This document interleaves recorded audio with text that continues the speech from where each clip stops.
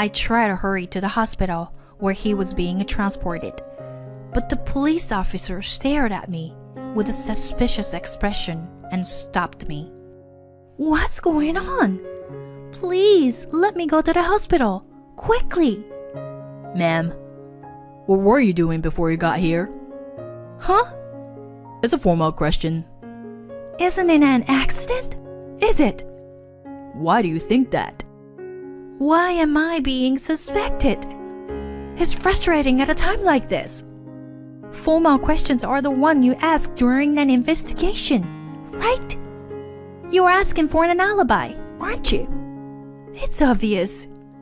My father was a police officer, you know. Anyway, please let me go to the hospital.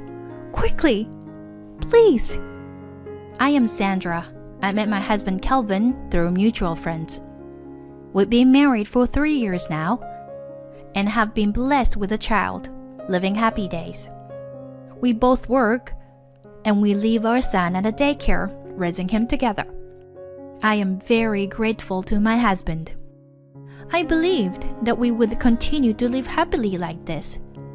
But a year ago, while we built a new house, an unexpected trouble arose. The troublemaker was my mother-in-law. Our relationship had been such that we only met once every few months.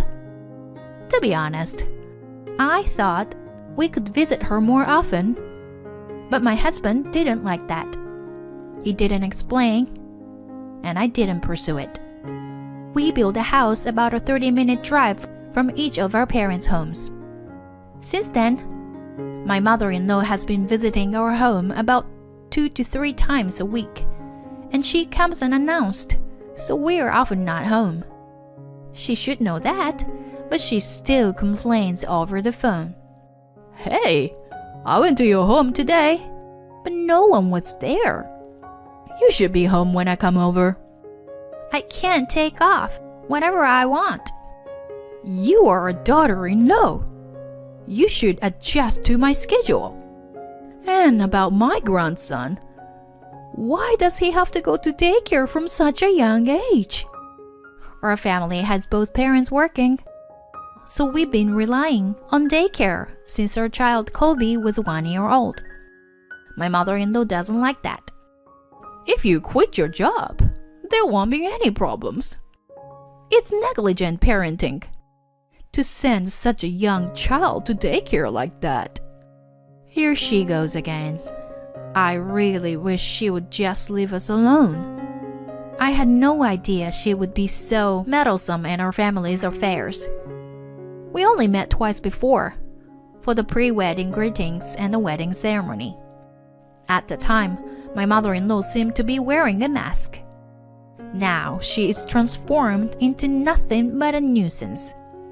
And this house? I don't know about it. There were better lots of land available if you were going to build a new house. Why didn't you consult with me at all? Huh? But Kelvin and I made the decision together. I'm Kelvin's mother. It's only natural for you to run things by me, right? I think it's normal to watch over, but controlling their children is wrong. But saying something like that only adds fuel to the fire. I just let my unknowing mother-in-law's words go, in one ear and out the other. Sandra, are you listening to me? Her stories go on, so I occasionally put my smartphone on the desk and start preparing dinner or something. Once she's finished venting, she hangs up, so I just wait for that. The phone calls are really annoying, but I can just pretend to listen, so it's not that big of a deal. The biggest problem is that she comes over to our house when my husband isn't here. He has weekdays off and works on weekends. Knowing this, she still shows up to our house on Saturday mornings. Of course, if I were alone, I would definitely pretend not to be home. But my little son reacts whenever the intercom rings. Oh, Kobe, you were so cute like your daddy. As soon as she opens the door, my mother-in-law clung to her grandson. I'm told that I look like mommy. That's not true. Kobe, you have distinct features. This face belongs to your daddy. As my son says, people, other than my mother-in-law, say we are spitting images of each other. However, my mother-in-law doesn't want to admit it and denies it with all her might. Kobe, I have a souvenir for you today. I don't want it. Why not? Grandma chose it carefully, thinking that Kobe would be happy with it. Now, which one should we play with today? I don't think that souvenir, being something a 3-year-old would enjoy. Thank you. I appreciate it. However, but I think it's a bit too early for this. So I'll wait until he's a bit older to use it. The thing that my mother-in-law lined up on the table were workbook sets for math and foreign languages. They were too difficult for toddlers and were at the level of elementary school students. Mom, can I play with Lego? Of course you can, honey. My son began to play with the toys in the room next to the living room. My mother-in-law didn't like it. Or rather, it was always like this, so I wanted her to learn something. I wonder who he takes after. My mother-in-law came to the kitchen and whispered complaints to my son. He's only 3 years old, you know? So it's too much for him to do elementary school stuff. So I'll let him use them when he's old enough to be that target age. You know, when Kelvin was about the same age, he was working on workbooks like that. Is that what he wanted? You know, it's a parent's duty to guide them. Well, there's some truth to that. Did your husband agree with that too? Her husband passed away when my husband was a teenager, so I had never met him. My husband often told me stories about his memories with his father, but he rarely spoke about his mother. Oh, he used to say that when children are young, it's best for them to do what they like. Oh, if you were still alive, you would have surely stopped this mother-in-law's rampage. I thought about my late father-in-law. But whether you become an excellent person or not is up to the parents. I think my husband is normal in a good way. He didn't graduate from any outstanding university, and he is just an ordinary person. If my mother-in-law's philosophy holds true, that my husband became an ordinary person as a result of her gifted education. By the way, I haven't received any gifted education from my parents.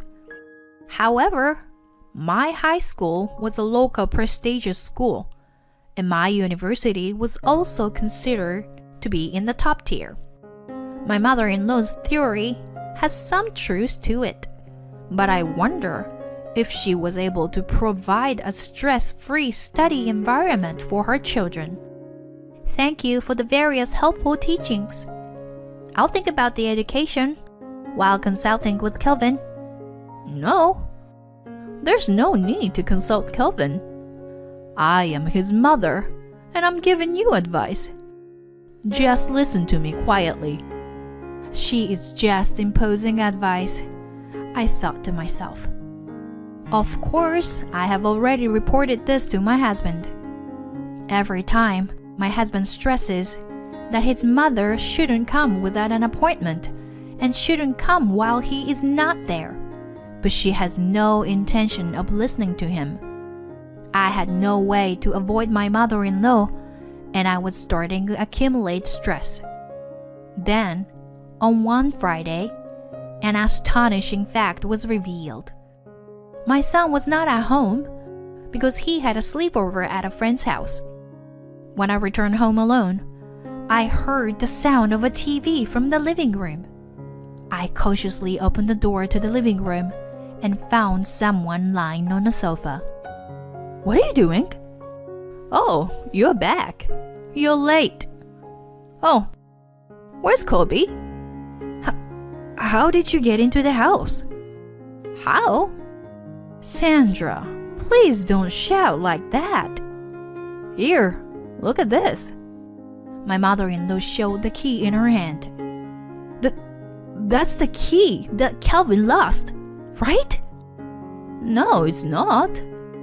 That child is always careless with his belongings. So I took it to prevent him from losing it when he comes to the house.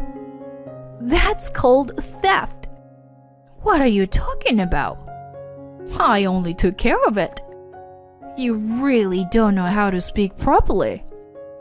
I wonder what Calvin liked about this woman. He must have been brainwashed. I have to wake him up. Anyway, where's Kobe? Huh? He's staying over at his friend's house today.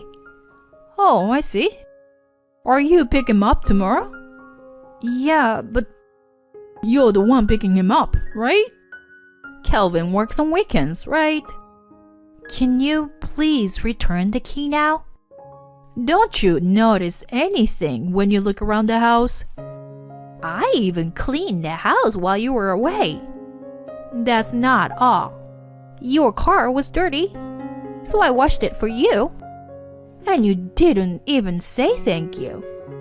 I'm sorry, but it's bad manners to enter someone's house without permission while they're away. I will report this to Calvin. You always tell Calvin everything, don't you? Because of that, he's always mad at me. You're such a useless wife who only causes trouble. Please return the key, quickly. I will return it without you telling me. You're such an annoying daughter-in-law. Goodbye. For my mother-in-law, she was surprisingly quiet and left easily today. I'm sure she did something wrong. I searched every corner of the house. Embarrassingly, I only clean with a vacuum cleaner once a day, so there was a slight buildup of dust in the corners. It seems like my mother-in-law hasn't cleaned. I wonder why. If nothing happened in the house, then what about the car? I checked every nook and cranny of the car, but there was no sign of anything having been done. What was she trying to do? At the time, I couldn't understand what her twisted ideology. And the next day, the incident occurred. That day, my husband took a half day off to pick up our son from a sleepover and got into the car. Our friend's house was only 5-minute drive away, but after 40 minutes, they hadn't returned. Did my son ask to go to the supermarket to buy snacks? But my husband is the type to keep in touch frequently if plans change. Did something happen? When I picked up my phone, I received a message from a mom friend saying that my husband still hadn't come to pick up our son. My heart was beating faster and faster. I asked her to take care of my son for a while, and I rode my bike to our friend's house. When I turned the corner, I saw a police car. The light on the wagon car's display board said accident.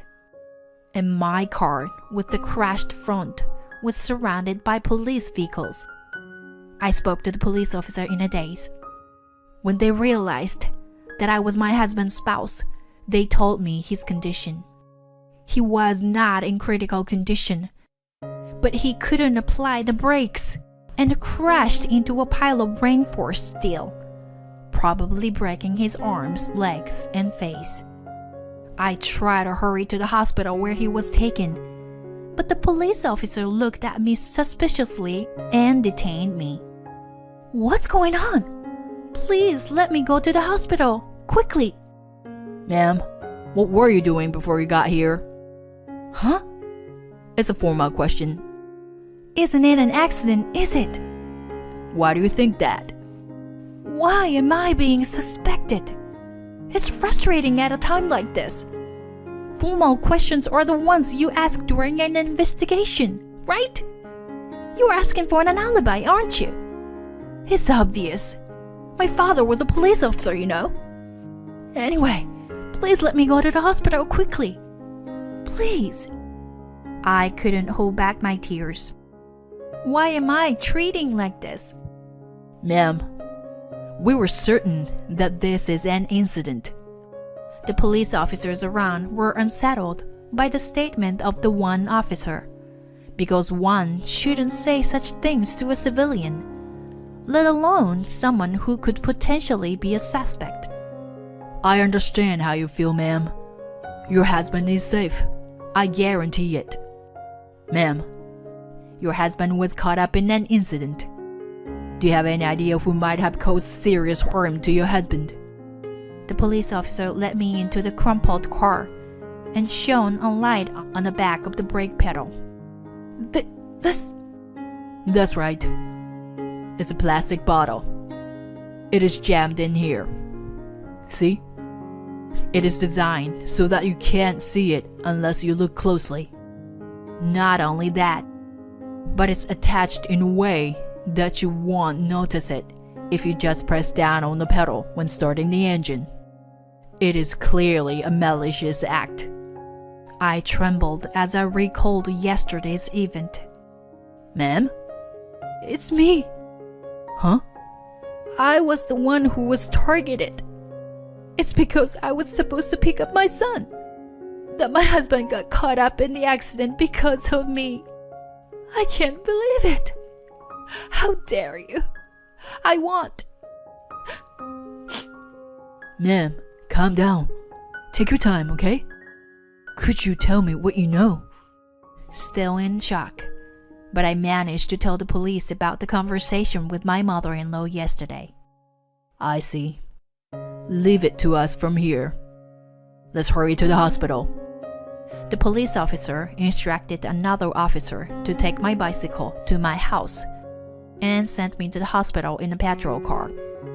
My husband, who was transported, had a broken left arm and both legs, and his face was severely bruised with significant internal bleeding. I'm sorry for worrying you. I'm glad that you and Kobe weren't in the car. Tears welled up in my eyes for my loving husband, who was kind beyond measure. I couldn't tell him the truth while he was in front of me. And 5 days after the accident, when my husband was transformed to a general ward, the police officer told him the truth.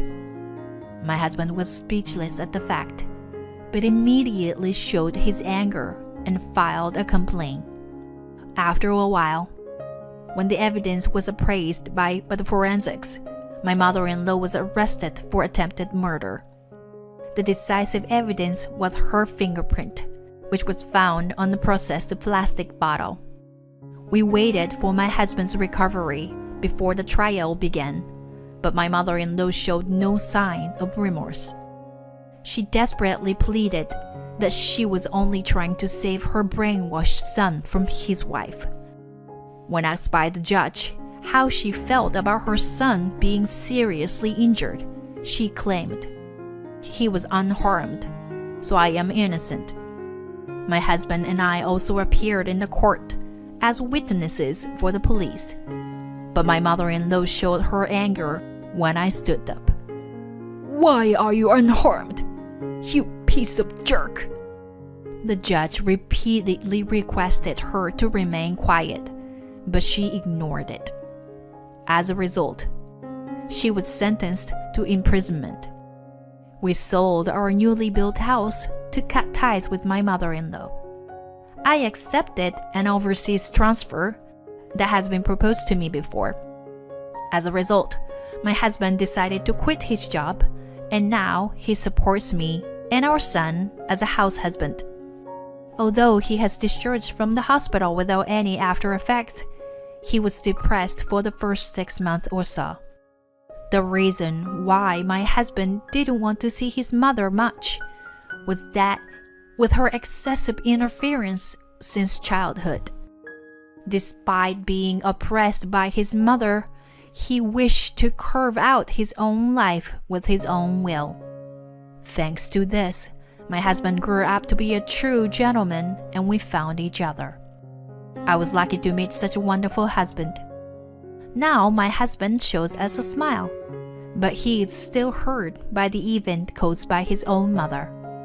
I will never forget that he first wished for the safety of me and our son in the hospital room.